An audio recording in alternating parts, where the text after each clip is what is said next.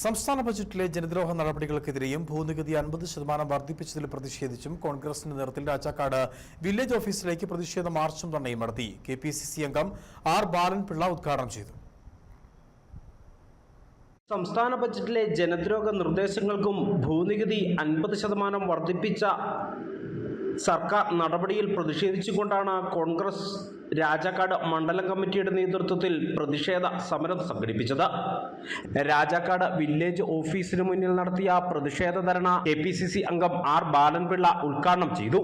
ഈ ബഡ്ജറ്റിനെതിരെ ഈ ഗവൺമെന്റ് തെറ്റായ നയങ്ങൾ തിരുത്തണമെന്ന് ആവശ്യപ്പെട്ടുകൊണ്ട് വർദ്ധിപ്പിച്ച ഭൂനികുതി പിൻവലിക്കണമെന്ന് ആവശ്യപ്പെട്ടുകൊണ്ടും അതോടൊപ്പം തന്നെ നമുക്കറിയാം ക്ഷേമ പെൻഷൻ നമ്മുടെ ഇപ്പൊ തന്നെ 4-5 മാസം കുടിശ്ശിക, അതോടൊപ്പം തന്നെ ക്ഷേമനിധി ബോർഡ് 2011 കോടി രൂപയാണ് നമ്മുടെ സംസ്ഥാനത്ത് മണ്ഡലം പ്രസിഡന്റ് ജോഷി കന്യാകുഴി അധ്യക്ഷത വഹിച്ച യോഗത്തിൽ Udumbanchola block Congress committee president MB Jose മുഖ്യ പ്രഭാഷണം നടത്തി.